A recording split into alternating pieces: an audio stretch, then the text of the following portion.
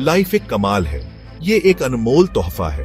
हमारे आसपास हम देखते हैं अद्भुत जीव, बड़े और छोटे। सबसे छोटे कीड़े से लेकर सबसे बड़ी व्हेल तक सभी जीवित चीजों में कुछ खास होता है। वो रिप्रोड्यूस करते हैं। रिप्रोडक्शन नए जीवन को बनाने का प्रोसेस है। ये कुदरत का एक बेसिक नियम है। एक ऐसी दुनिया की कल्पना करो जहां बेबी एनिमल्स नहीं हैं, कोई प्लेफुल टाइगर कब्स नहीं, कोई ग्रेसफुल डियर फॉन्स नहीं, कोई मिस्चीवस मंकीज नहीं। ये बहुत ही उदास और खाली दुनिया होगी। रिप्रोडक्शन सुनिश्चित करता है कि जीवन चलता रहे। ये एक कहानी है जो लाखों सालों से चल रही है। ये सर्वाइवल, एडेप्टेशन और स्पीशीज की कंटिन्यूटी की कहानी है। हमारे साथ चलो एनिमल रिप्रोडक्शन की फैसिनेटिंग दुनिया में। रिप्रोडक्शन लाइफ कंटिन्यू करने का तरीका है। ये वो तरीका है जिससे प्लांट्स और एनिमल्स ऑफस्प्रिंग क्रिएट करते हैं। ऑफस्प्रिंग पेरेंट्स के बच्चे होते हैं। वो फैमिली लाइन को आगे बढ़ाते हैं। रिप्रोडक्शन के बिना स्पीसीज का एग्जिस्टेंस खत्म हो जाएगा। एक आम के पेड़ के बारे में सोचो। ये स्वादिष्ट आम पैदा करता है। हर आम के अंदर एक बीज होता है। ये बीज एक नए आम के पेड़ में ग्रो कर सकता है। ये रिप्रोडक्शन का एक एग्जाम्पल है। एनिमल्स अलग अलग तरीकों से रिप्रोड्यूस करते हैं। कुछ एनिमल्स अंडे देते हैं, कुछ लिव यंग को जन्म देते हैं, लेकिन बेसिक प्रिंसिपल सेम है। रिप्रोडक्शन नए जीवन को क्रिएट करने और स्पीशीज के सर्वाइवल को इंश्योर करने के बारे में है। कुछ एनिमल्स बहुत सिंपल तरीके से रिप्रोड्यूस करते हैं। उन्हें पार्टनर की जरूरत नहीं होती। इसे एसेक्सुअल रिप्रोडक्शन कहते हैं। एक पेरेंट खुद ही ऑफस्प्रिंग प्रोड्यूस कर सकता है। यह अपने आप की कॉपी बनाने जैसा है। अमीबा पानी में रहने वाला एक छोटा सा जीव है। यह खुद को दो हिस्सों में डिवाइड करके एसेक्सुअली रिप्रोड्यूस करता है। हर हाफ एक नए अमीबा में ग्रो करता है। कोरल रीफ्स एक और एग्जाम्पल है। ये लाखों छोटे एनिमल्स से बने होते हैं जिन्हें पॉलिप्स कहते हैं। पॉलिप्स एसेक्सुअली रिप्रोड्यूस करते हैं और लार्ज कॉलोनीज बनाते हैं। ज्यादातर एनिमल्स सेक्सुअली रिप्रोड्यूस करते हैं। इसमें दो पेरेंट्स होते हैं, एक मेल और एक फीमेल। हर पेरेंट एक स्पेशल सेल कंट्रीब्यूट करता है जिसे गेम्ट कहते हैं। मेल्स में गेम्ट स्पर्म होता है। फीमेल्स में ये एग या ओवम होता है। जब एक स्पर्म और एक एग फ्यूज होते हैं तो इसे फर्टिलाइजेशन कहते हैं। इससे एक जिगोट बनता है जो एक नए इंडिविजुअल का पहला सेल होता है। जिगोट डिवाइड और ग्रो करता है और आखिरकार एक एम्ब्रियो में डेवलप होता है। सेक्सुअल रिप्रोडक्शन ऐसे ऑफस्प्रिंग क्रिएट करता है जो दोनों पेरेंट्स से अलग होते हैं। ऐसा इसलिए होता है क्योंकि उन्हें दोनों पेरेंट्स से जीन्स का कॉम्बिनेशन इनहेरिट होता है। यह जेनेटिक डाइवर्सिटी स्पीसीज के सर्वाइवल के लिए इंपॉर्टेंट है। सेक्शन 5 चिड़िया और मधुमक्खियां इंडिया में रिप्रोडक्शन या प्रजनन जीवन के निरंतरता के लिए एक महत्वपूर्ण प्रक्रिया है। यह प्रक्रिया विभिन्न स्पीसीज में अलग अलग तरीकों से होती है। इंडिया तरह तरह के एनिमल्स का घर है।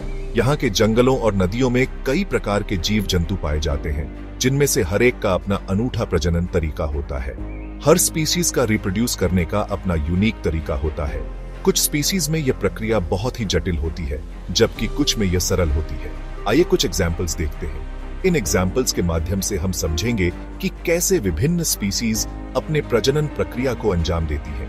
इंडियन पीफाउल या पीकॉक अपने शानदार कोर्टशिप डिस्प्ले के लिए जाना जाता है। यह डिस्प्ले न केवल आकर्षक होता है, बल्कि यह फीमेल को अट्रैक्ट करने का एक महत्वपूर्ण तरीका भी है। मेल अपनी इरिडेसेंट फेदर्स फैलाकर फीमेल को अट्रैक्ट करता है। यह फेदर्स का फैलाना और वाइब्रेट करना एक प्रकार का सिग्नल होता है जो फीमेल को इंप्रेस करने के लिए किया जाता है। अगर वो इंप्रेस हो जाती है तो वो मेट करेंगे। यह प्रक्रिया कई बार दोहराई जाती है जब तक कि फीमेल पूरी तरह से संतुष्ट न हो जाए। इंडिया में कई फिश स्पीसीज एक्सटर्नल फर्टिलाइजेशन के थ्रू रिप्रोड्यूस करती है। यह प्रक्रिया पानी में होती है, जहां फीमेल अपने एग्स देती है और मेल स्पर्म रिलीज करता है। फीमेल पानी में अपने एग्स देती है। ये एग्स पानी में तैरते रहते हैं और एक सुरक्षित स्थान की तलाश करते हैं। फिर मेल अपने स्पर्म एग्स के ऊपर रिलीज करता है ताकि उन्हें फर्टिलाइज कर सके। यह फर्टिलाइजेशन प्रक्रिया बहुत ही महत्वपूर्ण होती है क्योंकि इससे ही नए जीवन की शुरुआत होती है।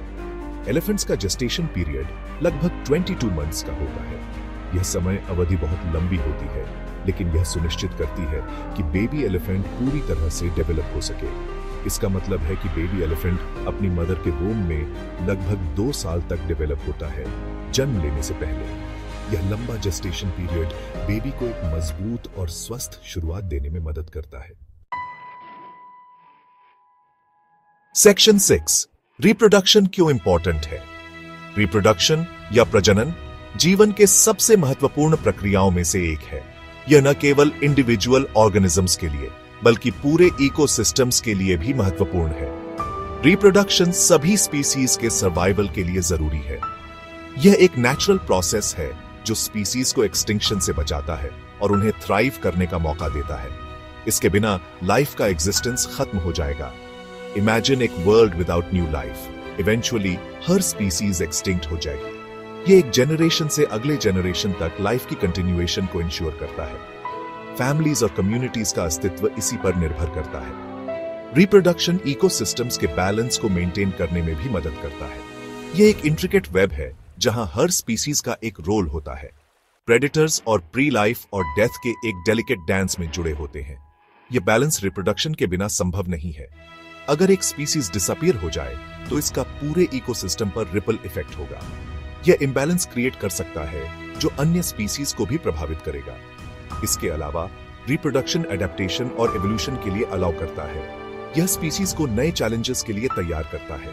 सेक्सुअल रिप्रोडक्शन का प्रोसेस एक पॉपुलेशन में जेनेटिक वेरिएशन इंट्रोड्यूस करता है। यह वेरिएशन स्पीसीज को स्ट्रॉन्गर और मोर रेजिलिएंट बनाता है। यह वेरिएशन वो रॉ मटेरियल है जिस पर नेचुरल सिलेक्शन काम करता है। यह इवोल्यूशनरी प्रोसेस को ड्राइव करता है। यह स्पीसीज को चेंजिंग एनवायरनमेंट्स के अडेप्ट होने और समय के साथ इवॉल्व होने की अनुमति देता है। इस प्रकार रिप्रोडक्शन न केवल लाइफ को सस्टेन करता है बल्कि उसे फ्लरिश करने का भी मौका देता है। सेक्शन 7, एनिमल रिप्रोडक्शन के बारे में fun facts. Animal kingdom reproduction के बारे में फैसिनेटिंग फैक्ट्स से भरा है। हर स्पीशीज का अपना यूनिक तरीका होता है जो उनके सर्वाइवल और इवोल्यूशन के लिए क्रूशल है। क्या आप जानते हैं कि कुछ एनिमल्स अपना सेक्स चेंज कर सकते हैं? ये एबिलिटी उन्हें अपने एनवायरनमेंट के हिसाब से अडेप्ट करने में मदद करती है। क्लाउन फिश फॉर एग्जाम्पल एक डोमिनेंट फीमेल के साथ ग्रुप्स में रहता है। ये ग्रुप्स एक एनेमोनी के आसपास रहते हैं जो उन्हें प्रेडेटर से प्रोटेक्शन देता है। अगर फीमेल मर जाती है तो डोमिनेंट मेल फीमेल में ट्रांसफॉर्म हो जाएगा उसकी जगह लेने के लिए। यह प्रोसेस कुछ दिनों में कंप्लीट हो जाता है और इंश्योर्स करता है कि ग्रुप में हमेशा एक ब्रीडिंग फीमेल हो।